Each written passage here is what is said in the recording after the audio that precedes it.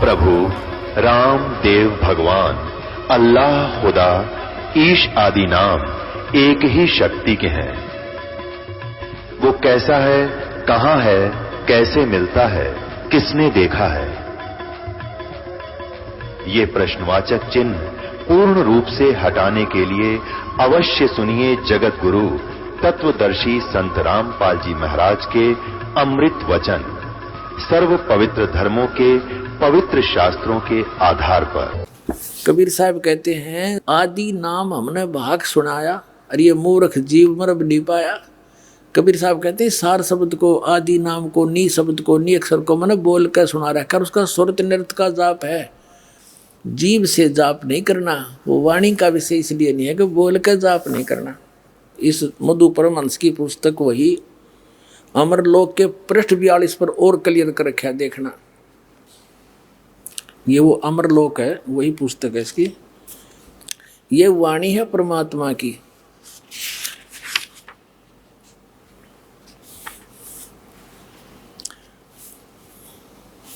यहां देखिएगा 41 पृष्ठ पे दिखाते हैं पहले आपको, लेकिन ये समझ नहीं सका परमात्मा को, कैसे समझाइए बता। यहां देखेंगे, ये कहते हैं कि सूक्ष्म देह में ओहम सोहम, इनका ख्याल अपारा हो। अब स्पष्ट कर दिया कि ये तो अलग हैं, इनकी महिमा न्यारी है। जो ये सतनाम है, ये 2 अक्षर का, ये सूक्ष्म देह में काम करे है। अब 41 पे 42 पे देखो, इसमें क्या बताया है कि अमर लोक में पुरुष विदेही निगम न पावे पारा हो, और उनकी उपमा कहाँ लग वर्णो, मुख से होए न वारा हो। कोटन सूर चंद्र तारागण एक रोम पर वारा हो। श्वेत सिंहासन और श्वेत छतर सिर, श्वेत ही हंस प्यारा हो। उस परमात्मा के सिर पर श्वेत छत्र है और सिंहासन पर विराजमान है उनका, और वहाँ के हंस यानी जितने भगत हैं वो मनुष्य सदृश्य हैं, वो भी श्वेत ही हैं, सफ़ेद। और श्वेत भूमि ता श्वेत वृक्ष है, वाह रे मधु परमहंस से वह बिंदु की गैतरे भी है। कहते वहाँ श्वेत भूमि है सतलोक की, और वहाँ सफ़ेद वृक्ष भी हैं। और श्वेत ही कला सुहेला हो, और पारस पान लेहु तुम सुकृत, तब देखो दरबारा हो। कह कबीर सुनो धर्मदासा, तुमसे हुई निर्धारा हो। अब इसमें स्पष्ट हो गया कि वहाँ सफ़ेद भूमि है, सतलोक न्यारा है, परमात्मा सिंहासन पर विराजमान। यह परमात्मा की वाणी है, लेकिन ये परमात्मा का चोर ये समझ नहीं पाए अपने आत्माओं। अब देखिएगा, ये भक्ति का चोर नामक एक पुस्तक है इस मधु परमहंस जी की, और उनते चोर बतावे है। अरे आप देखिए क्या, ये कहाँ से छपी है, ये वही है, इनका सारा सांग है। अब जैसे विधे, और ये देखिएगा, ये प्रश्न नंबर 17 पे है। ये जो विधे शब्द को यहाँ भी परमात्मा ने स्पष्ट कर दिया है भक्ति के चोर के उसमें। ये परमात्मा की वाणी है। धर्मनी मोहे न व्याप माया कैन सुनन की है ये काया। ये शरीर है मेरा, और दे नहीं और दर्शय दे ही, रहो सदा जहाँ परस विदेही। अब है ना, दे नहीं और दर्शय दे ही, यानी यह देही तुम्हारे जैसी नहीं है, मैं साकार हूँ, और रहूं सदा जहाँ पुरुष विदेही। तो इसी प्रकार जो विधेय शब्द के बारे में परमात्मा ने कहा है, वो शब्द अलौकिक है। मेरी देही अलौकिक, भी सामने दिखा आदमी तो देही क्यों नहीं उसकी, और वहाँ जाकर देखा सारा कुछ। अब परमात्मा की वो वाणी से अब ये बताता है 8 कमल। श्री मधु परमहंस जी 8वां कमल अंतिम बतावा है। 7 तो शरीर में और 8वां शर्त 100 हाथ ऊपर बता है कि तो दिखे चौड़े में झूठ बोले। और कबीर साहब क्या बताते हैं, पुणात्माओं, ये कोई समय है आप पर मेर दाता की, ऐसा बढ़िया मौसम, ना गर्मी ना सर्दी, और ऊपर तो अमृत वर्षा के सुनने ना मिला था परमात्मा का नाम था हमने हैं। सतलोक सतपुरुष के देखा न सुना, ये झूठे कपटी मूर्ख बना रहे थे अपने को अब ये 8 कमल अंतिम बताता है, कबीर साहब को 9वें कमल में पूर्ण परमात्मा बताते हैं। देखिएगा ये वही कबीर सागर, अब कबीर सागर पढ़ रहे हैं हम। अब इसके हम कबीर बानी नामक एक चैप्टर है, कबीर बानी, बोध सागर इसका खंड है। इसमें एक 111 पृष्ठ पर आपको दिखाते हैं। अब क्या बताते हैं, कह कबीर योग विधि बानी, जाते पुरुष सो होय पहचानी, प्रथम मूल कमल, कमल कहूँ रे भाई, 4 पंखड़ी तेई बनाई।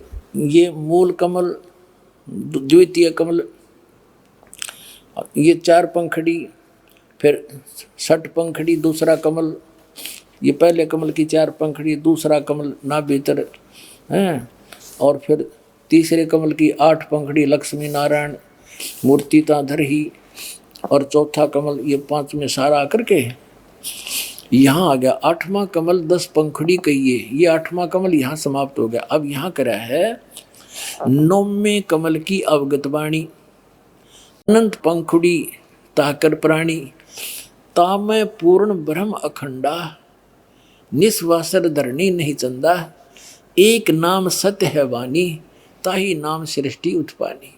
अब 9वें कमल में पूर्ण परमात्मा है, पूर्ण ब्रह्म, वो परम पुरुष कंप्लीट गॉड, वो उस 9वें कमल में है। 9वें कमल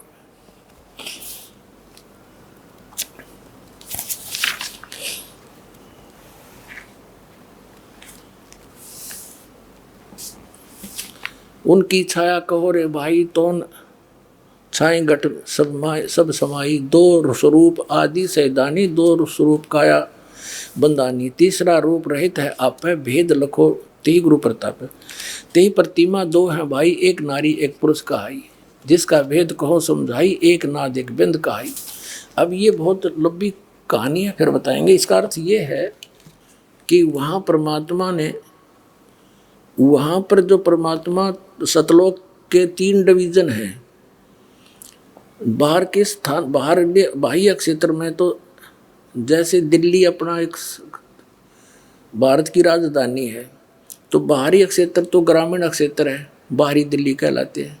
फिर वो बाजार बजूर आगे बीच में दूसरे नंबर, और तीसरे पर जहाँ अपना प्रधानमंत्री राष्ट्रपति भवन है वो मेन दिल्ली है।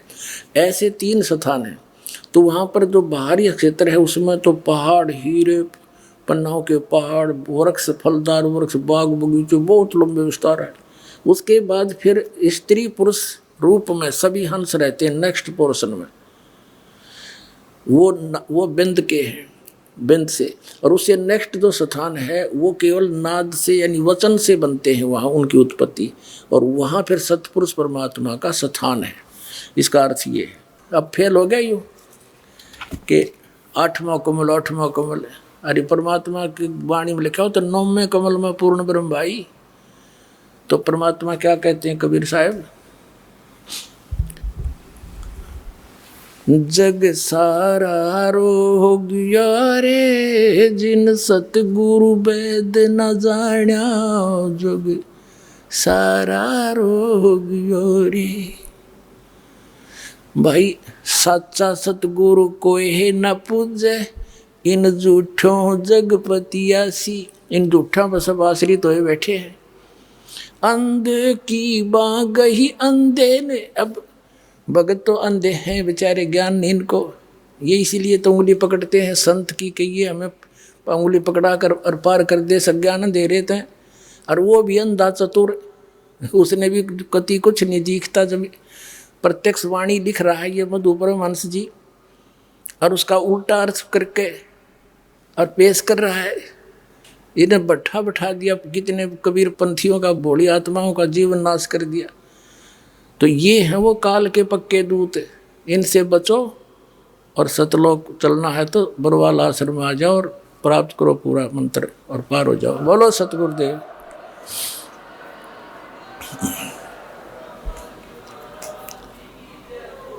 परम पिता परमात्मा पूर्ण ब्रह्म सर्व सृष्टि रचनहार कबीर परमेश्वर जी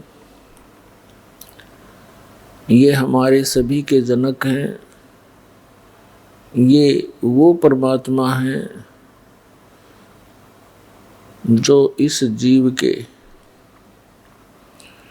त्वमेव माता च पिता त्वमेव त्वमेव बंधु च सखा त्वमेव त्वमेव विद्या च द्रविण त्वमेव त्वमेव सर्व मम देव देव।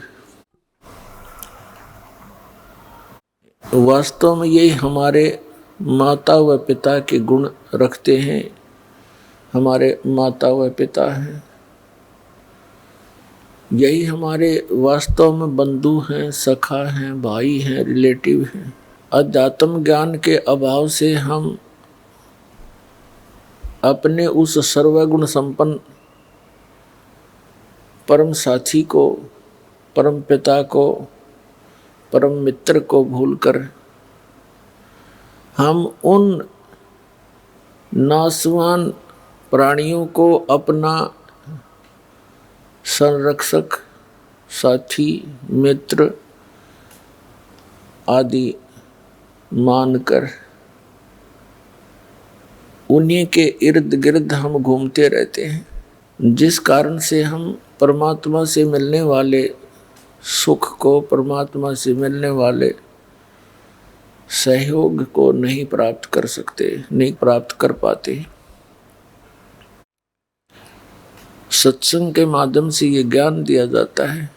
समर्थ का शरणागहो रंग होरी हो, कबू न हो एकाज राम रंग होरी हो। समर्थ का शरणागहो, उस समर्थ की शरण प्राप्त करो, उसका आश्रय लो, जिस कारण से आपका कभी भी कोई बुरा नहीं होगा। वो समर्थ कौन है, उसकी शरण कैसे प्राप्त होती है, ये जानकारी सत्संग से हमें मिलती है। इस संसार में यदि कोई दुर्लभ वस्तु है तो सत्संग है। विष्णु पुराण के अंदर लिखा है, देवी पुराण के अंदर भी प्रमाण है कि सबसे उत्तम जो तीर्थ है वो सत्संग है। और इस सत्संग का मिलना अति दुर्लभ है।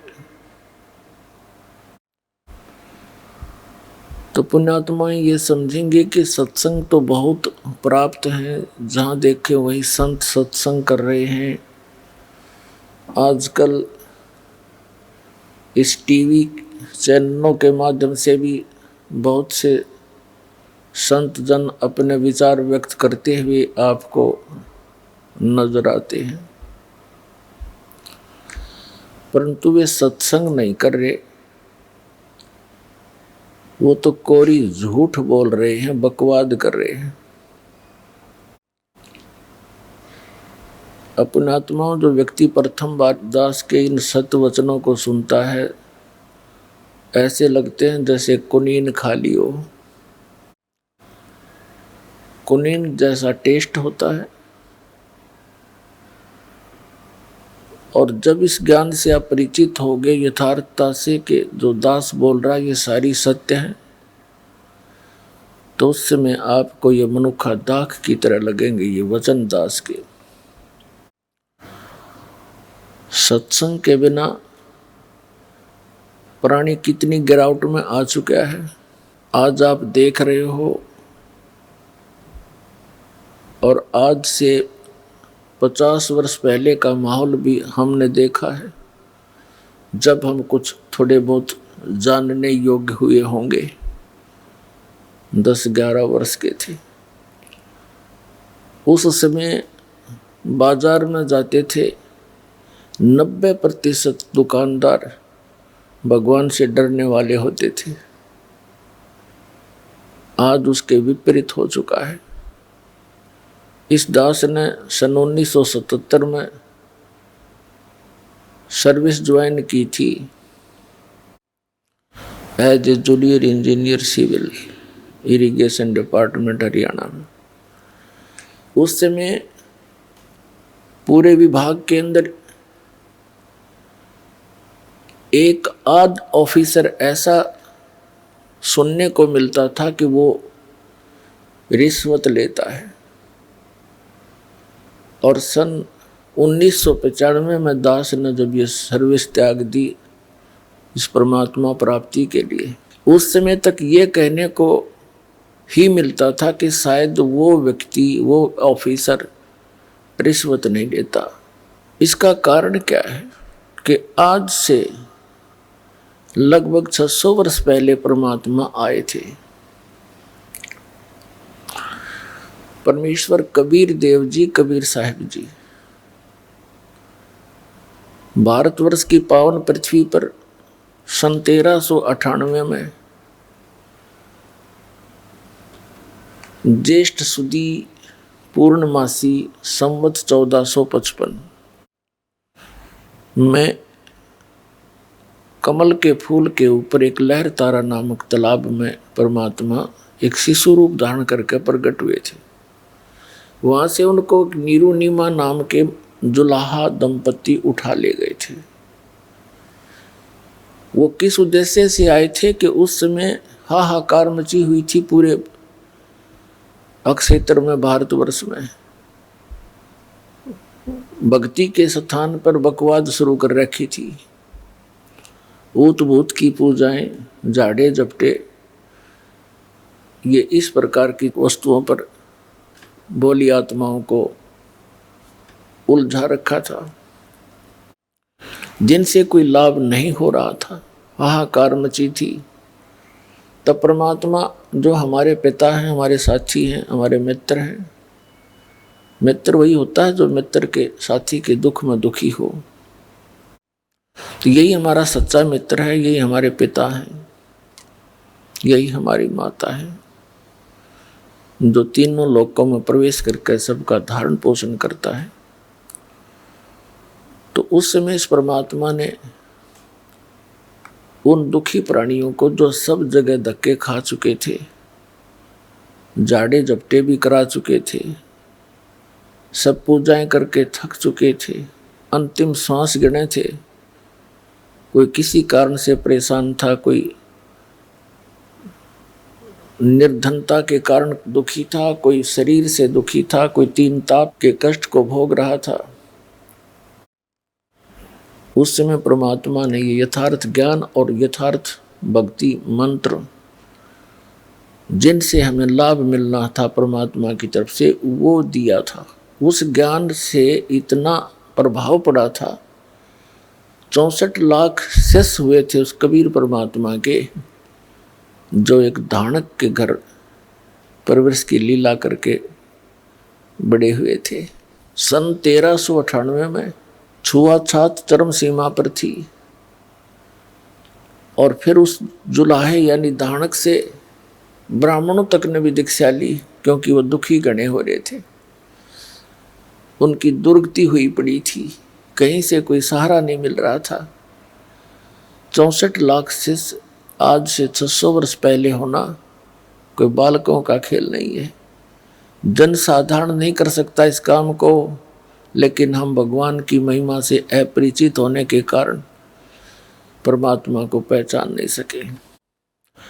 उस समय भारतवर्ष की कुल आबादी मुश्किल से 4 करोड़ होगी। कौन से भारत की? अफगानिस्तान, बलूचिस्तान, पूर्वी और पश्चिमी पाकिस्तान, इराक, ईरान, गजनीव तक ये भारतवर्ष ही था। उस समय 4 करोड़ आबादी मुश्किल से होगी, और उस 4 करोड़ आबादी में से परमात्मा के 64 लाख शिष्य थे। ना कोई मीडिया था। आज तो कोई भी व्यक्ति एक स्थान पर बैठ के और थोड़ी सी अटपट करके लाखों जीवों को भ्रमित कर सकता है, प्रभावित कर सकता है। उस समय 64 लाख से सोना एक बहुत बड़े आश्चर्य की बात है। भगवान बिना नहीं हो सकता। और फिर कोई विशेष आडंबर नहीं, शरीर के ऊपर बाह्य आडंबर नहीं, सिंपल मैन एक धानक जुलाहा कपड़ा बुने, क्योंकि वो समर्थ थे, उनके वचन में शक्ति थी और जो मंत्र जाप करने को वो देते थे उससे बहुत लाभ होता था। और जो गलती करते थे उनको हानि भी पैरेलल हो जाती थी, तो वो डरते थे। फिर वो परमात्मा पूछते थे कि तुमने कोई गलती की होगी इसलिए तुम्हें ये हानि हुई है, तो बता देते थे कहाँ जी हमसे ये गलती होगी, हमने ऐसी पूजा कर ली दोबारा। कबीर साहब ने बताया है कि 100 वर्ष तो सतगुरु पूजा एक दिन आन उपासी, वो अपराधी आत्मा भाई पड़े काल की फांसी। 100 वर्ष तक गुरुदेव के द्वारा बताए गए सत्य साधना कर रहे हो और एक दिन भी आन उपासना कर ली, अन्य पूजा जो तुम पहले डले डोया करते, कहते हैं वो अपराधी आत्मा फिर पड़े काल की फांसी। तो पुण्यात्मा इस परमात्मा के घर में, इस परमात्मा की शब्द कोश में असंभव शब्द नहीं है। ये वो कबीर भगवान है, वो पूर्ण ब्रह्म है, परम अक्षर ब्रह्म है, सर्वशक्तिमान है। इसकी डिक्शनरी में इम्पॉसिबल वर्ड नहीं है, लेकिन हम इससे लाभ नहीं उठा पा रहे हैं। इसका मुख्य कारण ये है कि हम इस पर विश्वास नहीं कर पा रहे, और फिर विश्वास ना होने से हम मर्यादा ठीक नहीं रखते। यहाँ से दीक्षा दी जाती है, जब सैकड़ों बार समझाया जाता है, पुस्तक भी पहले बना कर दे रखी है कि नियमों को पालन करो तो दीक्षा ले लेना, अन्यथा हमने यहाँ कोई भीड़ इकट्ठी करने का शौक नहीं है। लेकिन सभी मर्यादाओं का पालन करते हुए इस मंत्र का जाप करो, चाहे विश्व आ जाओ पूरा, कोई दिक्कत नहीं। तो जब तक हम मर्यादा नहीं निभाएंगे तो परमात्मा साथ नहीं देगा आपकी। 100 वर्ष सतगुरु की पूजा, सतगुरु पूजा यानी सतगुरु के अनुसार बताएगी भक्ति मार्ग को करते रहो। और एक दिन आन उपासी, एक दिन भी आन उपासना कर ली, वो अपराधी आत्मा फिर पड़े काल की फांसी। कुछ एक ऐसे उदाहरण, वैसे तो बहुत सारे उदाहरण हैं, लेकिन एक आधा उदाहरण हमें याद है, बाकी तो लाखों की संख्या में ऐसे प्रमाण हैं जिनको परमात्मा ने सहारा दिया, नाम लिया, सुख हो गया, कुछ दिनों के बाद फिर लोक लाज माँ के आन उपासना कर दी तो फिर दुख शुरू हो गया। उसका समाधान क्या है कि पुनरुपदेश ले, अपना नाम सुचारू करावे। कनेक्शन कटने के बाद पावर काम नहीं करती तो परमात्मा का नाम खंडित हो जाता है, आपका कनेक्शन कट जाता है, किसी गलती से नाम खंडित हो जाता है आपका। नाम खंडित होने के बाद फिर वो परमात्मा की पावर तो आप में रही नहीं, वो काम करेगी नहीं, तो आपका जो पावर से होने वाला, शक्ति से होने वाला कार्य नहीं हो पाएगा। और आपके अपने सतर का काम आप पहले करते करते थक चुके ही थे, तभी तो पावर की आवश्यकता पड़ी आपको। एक जींद के अंदर रमेश नाम का एक लाला जी है, अब भी है वो हमारा सेवक, अब भी आते हैं बच्चे। और उसकी पत्नी का नाम कमलेश। उनके एक लड़की, 2 जुड़वा लड़के, लड़की बड़ी थी, लड़के छोटे थे, उस समय वो 7-8 वर्ष के थे। अब उसके घर में के कैर टूट गया, उसकी पत्नी को श्वास का रोग, लड़की को दौरे पड़े और दोनों लड़के वो अस्वस्थ रहे। ऐसी स्थिति थी, एक घर पे तो एक हॉस्पिटल में रहता था। और वो जैसे भी अपनी परंपरागत साधनाएं आप करते हैं वो भी किया करते थे, और सब साधनाएं करके थक चुके थे। एक हमारा सेवक था, उससे उसका कोई संपर्क हुआ, कोई दुकान पर सामान लेने के लिए गया, बात चली तो उसने बताया कि हमारे घर पे बहुत कष्ट है। हमारे सेवक ने बताया कि आप हमारे गुरुदेव से उपदेश ले लो, आपको राहत मिलेगी। तो उस रमेश लाला जी सेठ ने कहा कि भाई मैं तो थक चुका हूँ, मुझे तो आशा रही नहीं। तो भगत ने उसको बहुत से प्रमाण बताए कि उसको ऐसे लाभ हुआ, उसको ऐसे लाभ हुआ, ऐसा ठीक हुए। उसका दिल सा डटा। उन्होंने दीक्षा ले ली। दीक्षा ले ली पूरे परिवार ने, बच्चा ने भी ले ली, उसकी पत्नी ने भी, उसने भी। ठीक हो गया, मालिक की दया होगी। 3 महीने तक उनको कोई किसी प्रकार का कोई संकट नहीं रहा। 3 महीने के बाद फिर ये गुग्गा की पूजा का दिन आ गया। नाम लेने से पहले सब मर्यादाएं बता दी जाती हैं कि ऐसे ऐसे मत करना। एक उसकी कोई सहेली थी, वो उसके घर पे आ गई उस दिन, और वो किसी दूसरे पंथ से दीक्षित थी, इन राधा स्वामी पंथ से। उसने आके कहा कि कमलेश, आज तो यह नवमी है गुग्गा वाली, तेने गुग्गा जी की पूजा नहीं करी आज। पहले वो सामूहिक करा करते थे। वो कहने लगी ना, हम पूजा नहीं कर सकते क्योंकि हमने गुरु बना लिया। तो उसकी सहेली कहने लगी कि हमने भी बना रखा गुरु तय, पर ये पूजा नहीं छोड़नी चाहिए, इससे हानि बहुत हो जाती है। उसने 2-3 उदाहरण दे दिए। उस हमारे एक रिश्तेदार ने ये पूजा छोड़ दी थी, उसकी भैंस मर गई, उसने ऐसे कर दिया था, उसको ये नुकसान हो गया है, वैसी डरा दी। अब उस कमलेश ने वो गुग्गा फिर पूज दी। अब उसने सोचा कि सचमुच गड़बड़ हो जा। उसने गुग्गा की पूजा कर दी। गुग्गा की पूजा कर दी तो अगले दिन लड़की को दौरे शुरू हो गए। उसके दमा वाली शिकायत थी वजहों की, तो लड़के दोनों हॉस्पिटल में। अब वो लाला जी को पता चला, वो समस्या फिर ज्यों की तो हुई। तो उसने जिसने नाम दिलवाया था उससे कहा कि भाई ऐसे ऐसे हमारे तो फिर वही बात होगी। उस भक्त ने फिर हमसे संपर्क किया इस दास से। मैंने कहा भाई उन्हें कोई नाम खंड किया होगा। उस भक्त ने उस लाला जी से कहा, दुकान पर संपर्क किया कि भाई तुमने कोई नियम खंड किया है। वो कहने लगा ना, ऐसा हमने तो कुछ कराया नहीं, ना हम कोई पूजा करते ना कुछ और करते, सब त्याग थी। अब उसको पता नहीं बेचारे को। वो भक्त कहने लगा नहीं, जो गुरु जी ने कहा वो सच्ची पाओगी। वैसे हो ही नहीं सकती ऐसी। पहले 3 महीने पहले भी तब भगवान वो ही था, तब कहाँ गई थी सारी बीमारी तुम्हारी ठीक हो गई थी। वो दोनों जने घर पर आ गए दिन में। अगले ही दिन, पहले दिन गुग्गा पूज रखी थी। उसने उनसे पूछा, बहन कमलेश था कि सच्ची बता तूने कोई गलती तो नहीं कर दी, कोई ऐसी पूजा पाठ तो नहीं कर दिया, या कोई और नियम भंग कराया हो जो बता रखा था। जो बोली ना भाई मैंने कुछ ना करा ना, न्यू क्यों कर करा थे, हम सारे नियम जान रहे हैं, हमारा तो बहुत सुख हो गया था। वो बोला ना, मेरे तो ना जच्चे बात। वो कह रहा था मैं घूमता घूमता उनके पिछली साइड में चला गया। उन्हीं के आंगन में पीछे एक बरंडा था, आगे भी बरंडा था।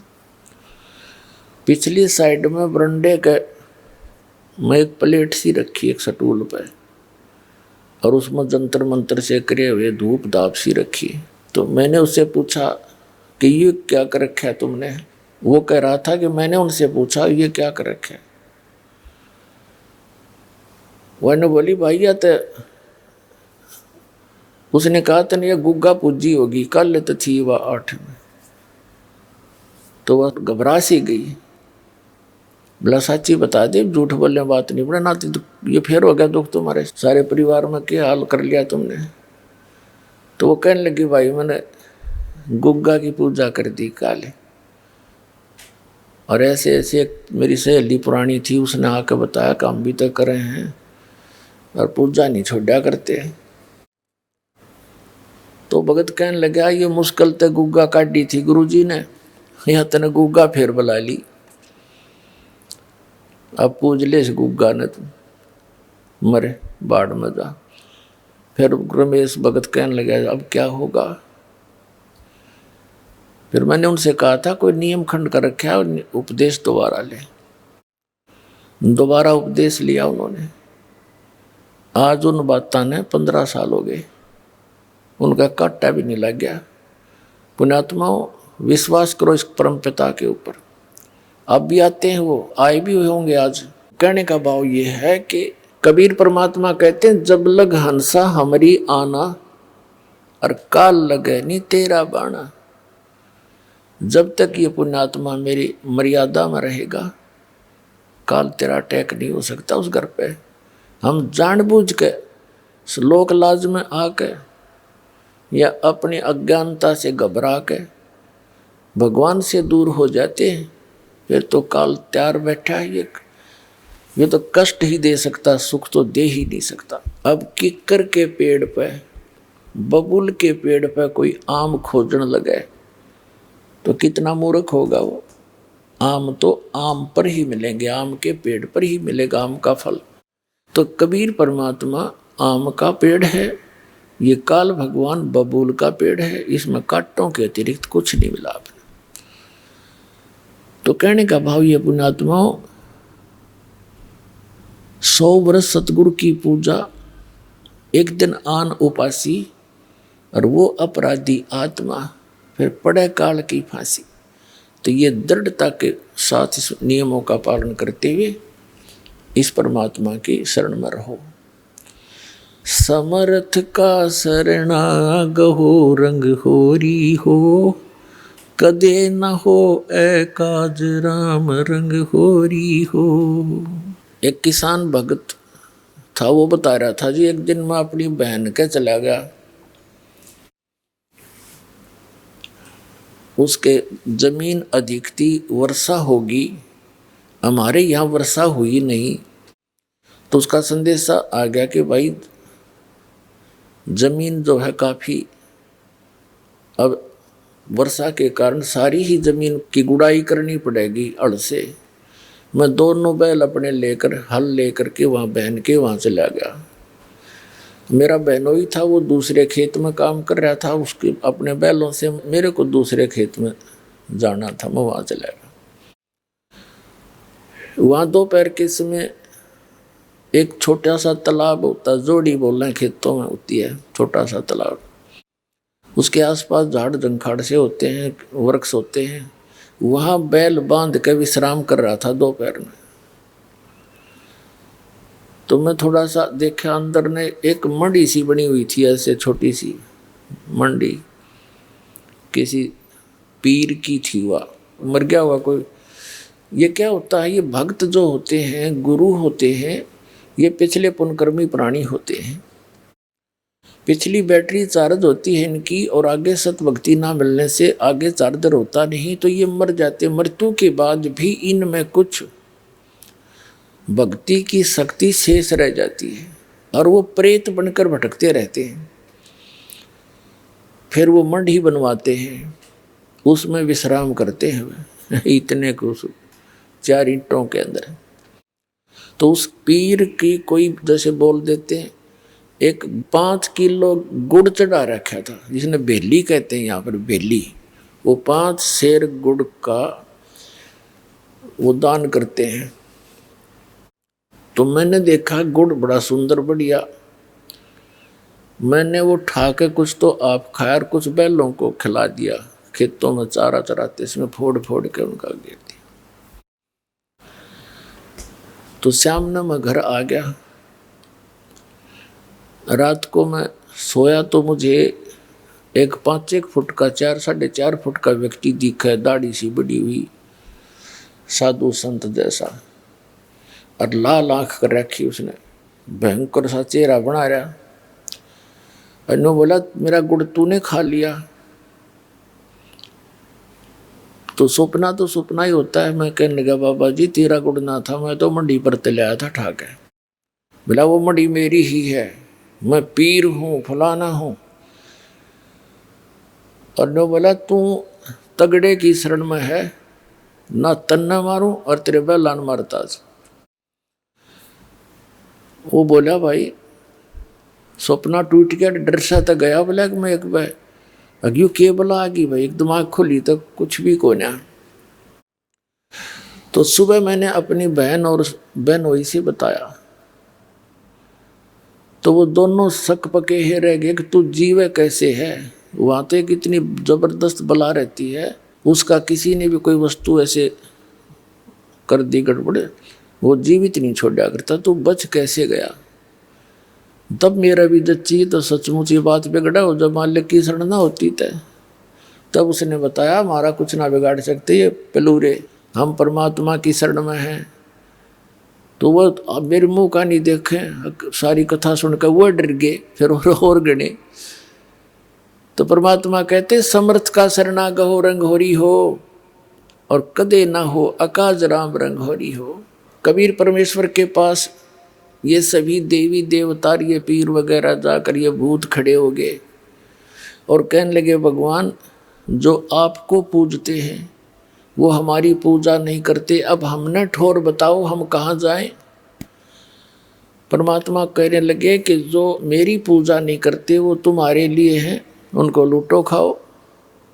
देवी देव ठाडे भये हमको ठोर बताओ, जो हमको पूजे नहीं उनको लूटो खाओ।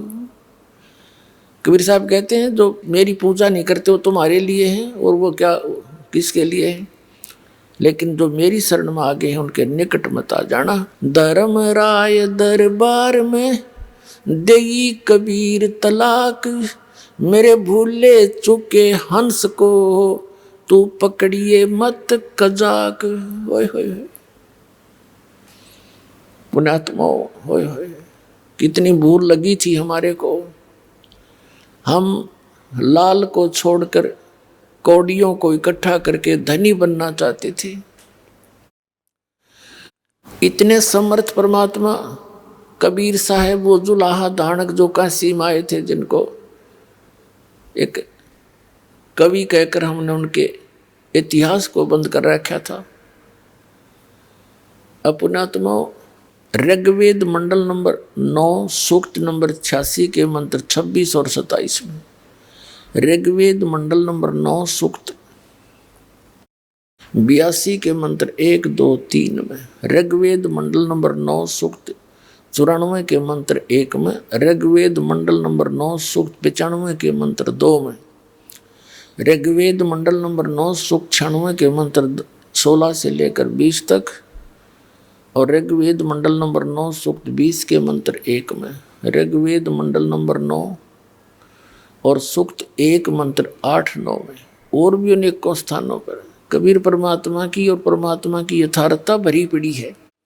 उसमें लिखा कि वो परमात्मा ऊपर रहता तीसरे मुक्ति धाम में, और वहां से गति करके चल के आता है, बिजली जैसी गति से, बहुत तीव्रता से, सेकंड के अंदर, और अच्छी आत्माओं को मिलता है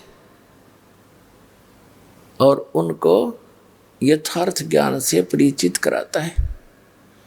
उनमें से जिन अच्छी आत्माओं को कलयुग में परमात्मा मिले, जो दास के नोटिस में है, कौन कौन है? आदरणीय धर्मदास साहिब जी, जिनको परमात्मा स्वयं आकर के एक जिंदा महात्मा के रूप में वो परम पुरुष खुद आए और सतलोक लेकर गए। 3 दिन और 3 रात तक धर्मदास जी भी अचेत पड़े रहे। घर वाले ने सब जंतर मंत्र करा लिए, सब औषधि करवा ली, कोई फर्क नहीं हुआ। तीसरे दिन सब ब्रह्मांड दिखाकर अपने सतीथि से परिचित कराकर वापस छोड़ दिया। फिर उस पुण्य आत्मा ने उस कबीर परमेश्वर की आंखों देखी महिमा कबीर सागर के अंदर कलम तोड़ लिख रखी है। आदरणीय मलुकदास साहिब जी को मिले, आदरणीय नानक साहिब जी को बेई नदी पर, वर्तमान में पश्चिमी पाकिस्तान के अंदर बेई नदी है, सुल्तानपुर शहर के साथ से बह रही है। सुल्तानपुर शहर में नानक साहिब जी सुल्तानपुर के नवाब के यहाँ मोदी खाने में नौकरी किया करते थे। प्रतिदिन उस बेई नदी पर स्नान करने जाते थे। वह परमात्मा 2 बार मिले उनको। दूसरी बार उनको जो मिले तो नदी में डुबकी लगवाई, उनको अंतर ध्यान करवाया, सचखंड लेकर गए। वहाँ के व्यक्तियों ने नानक जी को दरिया में डूबा जान लिया। वहाँ खोज शुरू होगी डाउन स्ट्रीम में। परमात्मा ले गए अप स्ट्रीम में। वहाँ उनके शरीर को सुरक्षित रख दिया, सचखंड के अंदर लेके गए उस आत्मा को। और तीसरे दिन वापस छोड़ा। तीसरे दिन नानक साहब जी फिर वहीं दिखाई दिए, शरीर में आगे वापस। उसके बाद नौकरी त्याग और बनारस में पहुँचे उस मालिक के दर्शनार्थ। वहाँ से सतनाम प्राप्त किया। वाहे गुरु सतनो वाहे गुरु, वाह गुरु वाह गुरु। बड़ी वाह करीब देख कर सतलोक की नज़ारे को, और वही परमात्मा बनारस में जुलाहे रूप में देखा। फाई सूरत मुलुक की वेश ए ठगवाड़ा ठगी, देश खरा सियाणा बहुता बार, ये धानक रूप रहा करता। गुरु ग्रंथ साहिब के अंदर प्रश्न नंबर 24 पर यह वाणी लिखी है नानक साहिब की। नीच दास परदेसी मेरा, छिनावे छिन जावे, ताकि संगत नानक रहंदा कैसे मोड़ा पावे। उसके बाद आदरणीय दादू साहिब जी को परमात्मा मिले। 7-8 वर्ष के थे दादू साहिब जी, बालक थे। उनके आत्मा को सचखंड लेकर गए। 3 दिन 3 रात तक अचेत पड़े रहे दादू जी का शरीर, सारे हाहाकार मच गई। और तीसरे दिन जब वो जीवित हुए तो वो वाणी बोले जो आंखों देखी थी सचखंड की। जिन मुझको निज नाम दिया, सोए सतगुर हमार, दादू दूसरा कोई नहीं, कबीर सिरजनहार। उसके बाद आदरणीय गरीबदास साहिब जी गांव छुड़ानी जिला झज्जर वाले को मिले, हरियाणा वाले को। 10 वर्ष के बालक थे। सन 1727 में परमात्मा सचखंड से आए। जैसा वो लीला करते हैं, वेद बताते हैं। कबीर साहब कहते हैं वेद मेरा भेद है, मैं ना मिलो वेदन के माही, और जौन वेद से मैं मिलूँ ये वेद जानते नहीं। चारों वेद मेरी महिमा से परिपूर्ण है, लेकिन इन चारों वेदों में इस काल भगवान ने मुझे पाने का वो मंत्र खत्म कर दिए। अब उसी ज्ञान को दोबारा देने के लिए स्वयं परमात्मा आते हैं। अब आदरणीय गरीबदास साहिब जी को सचखंड लेकर गए। उनका शरीर नीचे रह गया। 2-3 घंटे के बाद अन्य खेतों की बात है, जो पशु चरा रहे थे, गौवे चरा रहे थे अपने खेतों में, तो उनको मृत जानकर शाम के समय यानी इस दौरान 8-10 घंटे लग गए। चिता पर रख दिया था तो परमात्मा ने ऊपर सौरी सचखंड वगैरह दिखा कर वापस छोड़ा था। उसके बाद आदरणीय गरीबदास साहिब को परमात्मा ने एक विशेष ज्ञान दिया, कंप्लीट। वो जैसा उनका निर्धारित कार्य था वो किया। जैसे कबीर सागर के अंदर कबीर वाणी में 136 और 37 पृष्ठ पर लिखा है कि 12वां पंथ का जो प्रवर्तक होगा संवत 1774 में उसका जन्म होगा, और वो 12वां पंथ गरीबदास होगा। उसके माध्यम से मेरी महिमा की वाणी पुनः प्रकट होगी धर्मदास। क्योंकि तब तक कबीर सागर कबीर साहब ने जो दिया था ज्ञान, उसमें कबीर पंथ में घुस कर ये काल के दूत उस ज्ञान का प्रारूप बिगाड़ देंगे। उस ज्ञान को पुनः सुचारू करने के लिए गरीबदास जी को वो पूर्ण ज्ञान दिया। जैसे नानक साहिब जी को भी सचखंड दिखा दिया, ज्ञान मत की कसर थी, लेकिन नानक साहिब जी की जो यथार्थ वाणियाँ, बहुत सी ऐसी वाणियाँ थी जिनको संग्रह नहीं किया जा सका, और गरीबदास साहिब जी ने वो कंप्लीट संग्रह करवाया ये कह करके कि ये लिखे तो पूरी लिखना, ना तो मैं नहीं बोलूँगा। तो दादू पंथी गोपाल दास नाम के संत ने वो कंप्लीट बैठकर लिखवाई गई थी। तो वो अभी तक लेटेस्ट थी, 200-250 वर्ष की बात है। सन 1730 में लिखी गई थी ये, 3 वर्ष बाद, और आज 2012 है, तो 250 वर्ष हुए, 300 वर्ष हो गए होंगे, 250। और इस वाणी का ऐसा कहीं प्रचार नहीं था, इसलिए ये ग्रंथ सुरक्षित रह गया।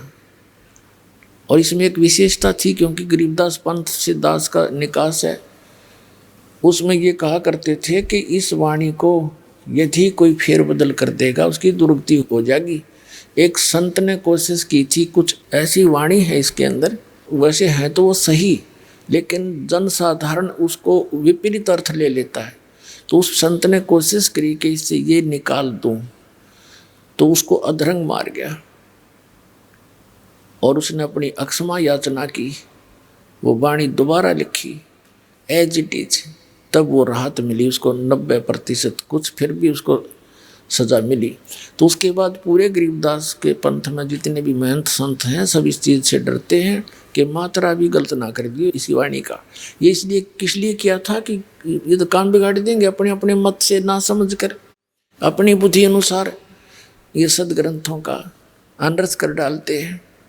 तो वो वाणी आज हमारे पास है एज इट इज, और वो गरीबदास पंथ वाले नहीं समझ सके इस परमात्मा के गुण रहस्य को, और इस दास पर दया करी उस परमात्मा ने अपने सदग्रंथों का कंप्लीट ज्ञान दे दिया। आदरणीय गीसा दास साहिब जी, गांव खेखड़ा, उत्तर प्रदेश, जिला मेरठ के अंदर, उनको भी ऐसे ही वो 7-8 वर्ष के बच्चे थे, 10 वर्ष के, तब उनको परमात्मा मिले थे एक बूढ़ा बाबा के रूप में, यानी संत के रूप में, जिंदा महात्मा के रूप में तकरीबन सबको मिले हैं। ऐसे 3 दिन तक वो गीसा दास जी भी अचेत रहे। तीसरे दिन उनकी वापस आए, तब उन्होंने भी परमात्मा की बहुत सी वाणी लिखी, लेकिन उनकी कंप्लीट वाणी भी लिखने में नहीं आई, बहुत कम वाणी लिखी गई है, वो नोट हुई उनके ग्रंथ में लिखी। अपने आत्मा जो प्रसंग चला था, आदरणीय गरीबदास साहिब जी ने आंखों देखा उस परमात्मा की महिमा का, क्या वर्णन किया है। अजब नगर में ले गए हमको सतगुरु आने, जल के बिंब अगाध गति सूते चादर ताने। अजब नगर में एक निराले देश में ले गए सतगुरु आने माने आकर, और उसको देखकर हम अपने यथार्थ मंत्र को प्राप्त करके भगवान की शरण ग्रहण करके हम सूते चादर ताने। हम तो चादर तान के सोना, मतलब निश्चिंत हो गए कि हमारा तो मोक्ष निश्चित है, भगवान मिले, पूरा ज्ञान मिला, आंखों देखा उस मालिक की समर्थता को, और इसी मंत्र से मोक्ष होगा। तो कहते हैं हम तो सूते चादर तान, जैसे कहावत है अपनी देसी हमारे यहाँ हरियाणा में कि भाई तू आज कैसे चादर तान के सो गया, कोई काम को अंत ने चिंता नहीं तुझे काम की, चादर तान कर सोना यानी निश्चिंत हो जाना। तो गरीबदास जी कहते हैं अजब नगर में ले गए हमको सतगुरु आने, और जल के बिंब अगाध गति, वहाँ देखी परमात्मा के रोशनी झलमलाहट, हम सूते चादर ताने। हम सुल्तानी नानक तारे दादू को उपदेश दिया, जात जुलाहा भेद न पाया वो काशी माहे कबीर हुआ। अब क्या बताते हैं गरीबदास जी, कहते हैं सतगुरु शरणा आके और धर्मराज डर कैसा। कबीर परमात्मा की शरण में पूरे संत के माध्यम से, ये नकलियां के नहीं। फिर कहते हैं धर्मराज का भी डर कैसा। अब कहते हैं धर्मराज दरबार में इस काल के एक ब्रह्मांड के अंदर एक चीफ जस्टिस है जिसको धर्मराज बोलते हैं, धर्मराय कहते हैं, और वो सबका अकाउंट रखता है। जैसा जिसका कर्म है वो एज इट इज वहाँ उसके ऑफिस में अपने आप कंप्यूटर में यहाँ से फैक्स हो जाता, सबके डेली की जो रिपोर्ट है पूरे दिन रात की, और फिर वो सबका अकाउंट रखता है, उसके अनुसार उसको ऑटोमेटिक सिस्टम है उनके पास, और जो जैसा कर्म है उसको उसी अनुसार आगे उसके संस्कार में अपने आप चला जाता है।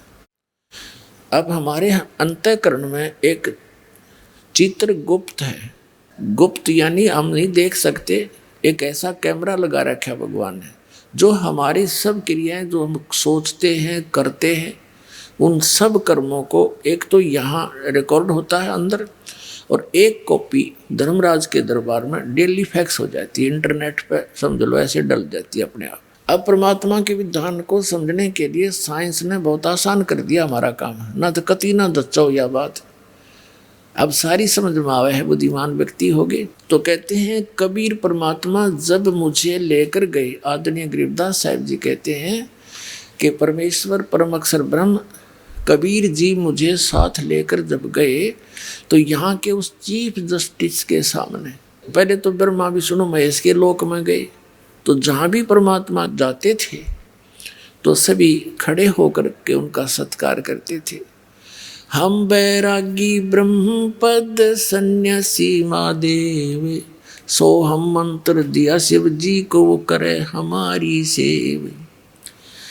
कबीर परमात्मा कहते हैं कि विष्णु जी को हमने पहला मंत्र दिया था, उनको केवल एक मंत्र, इन 500 में से एक मंत्र दिया था,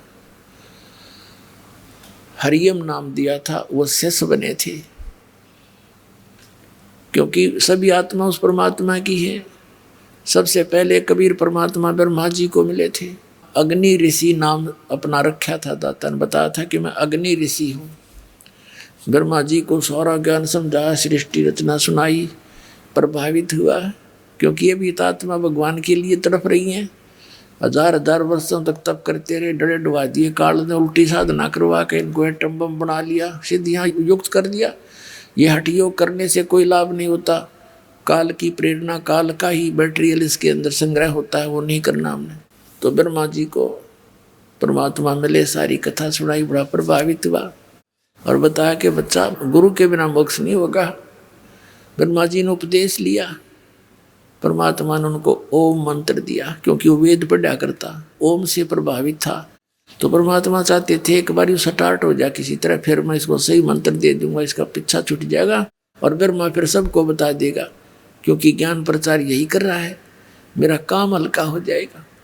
उसके बाद विष्णु जी के पास गए, विष्णु जी ने खूब ध्यान से सुना और उन्होंने परमात्मा से दीक्षा ली, उनको हरियम नाम दे दिया।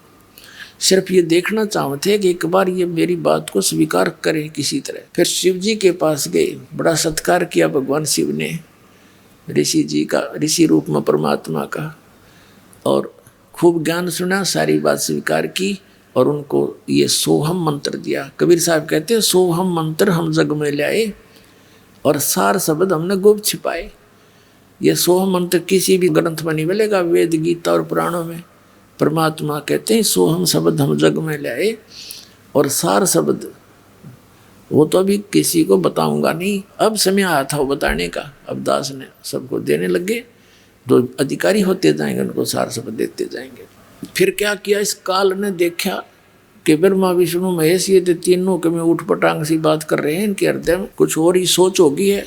अंदर से ऐसी भावना भर दी और आकाशवाणी कर दी कि ये झूठ बोलता है, क्या वेदों में लिखा है ऐसा जो ये बताता है।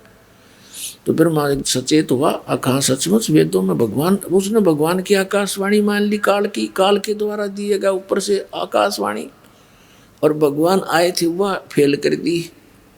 कहा जी सचमुच वेदों में ऐसा कुछ है नहीं। तो दोबारा जो परमात्मा गए उसी ऋषि रूप में, तो ब्रह्मा जी ने कहा कि नहीं ऋषि जी, आपकी बातें अप्रमाणित हैं, वेदों में ये ज्ञान नहीं लिखा है, ऐसा नहीं वैसा नहीं।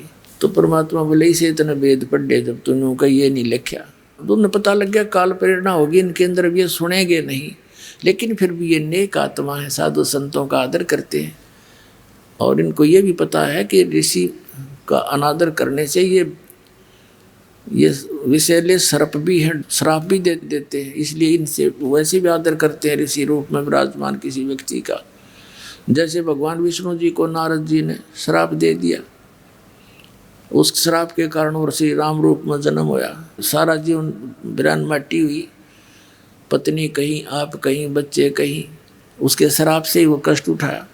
तो इससे डरकर भी वो आदर सत्कार तो करते हैं ऋषि का, लेकिन करते हैं वही जो उनकी अपनी साधना है।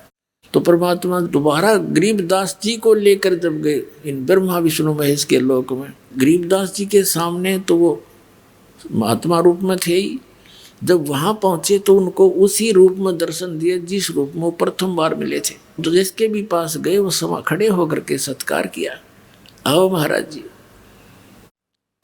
और परमात्मा ने कहा कि तुम गलती कर दी बच्चों, उस ज्ञान को, उस नाम को छोड़कर।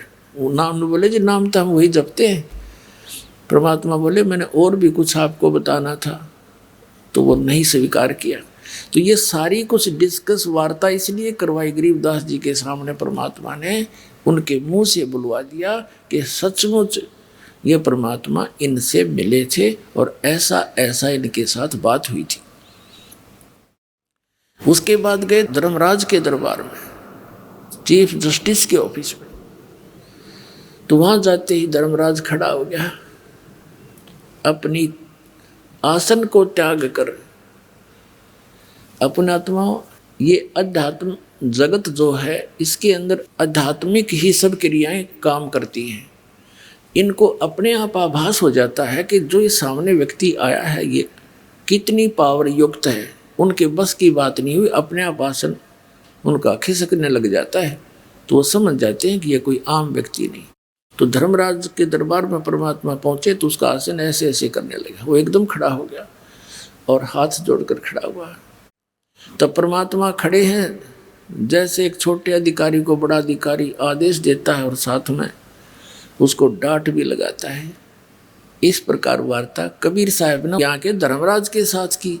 आंखों देखा, अपने सामने रूबरू हुई वो वार्ता आदरणीय गरीबदास साहिब जी ने अब किस प्रकार चित्रार्थ की वो आपको सुनाते हैं।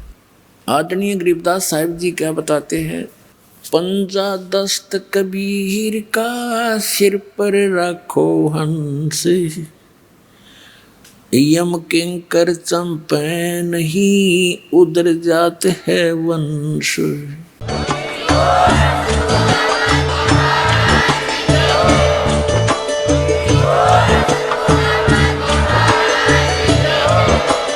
आप सुन रहे थे जगत गुरु तत्वदर्शी संत रामपाल जी महाराज जी के मंगल प्रवचन। अधिक जानकारी के लिए विजिट कीजिए हमारी वेबसाइट www.jagatgururampalji.org। संत रामपाल जी महाराज जी के शुभ आशीर्वाद से पूरे विश्व भर में 500 से भी ज्यादा नाम दीक्षा केंद्र हैं, जिन पर संत रामपाल जी महाराज जी द्वारा ऑनलाइन निशुल्क नाम दीक्षा दी जा रही है। अपने नजदीकी नाम दीक्षा केंद्र का पता करने के लिए संपर्क करें 8222880541।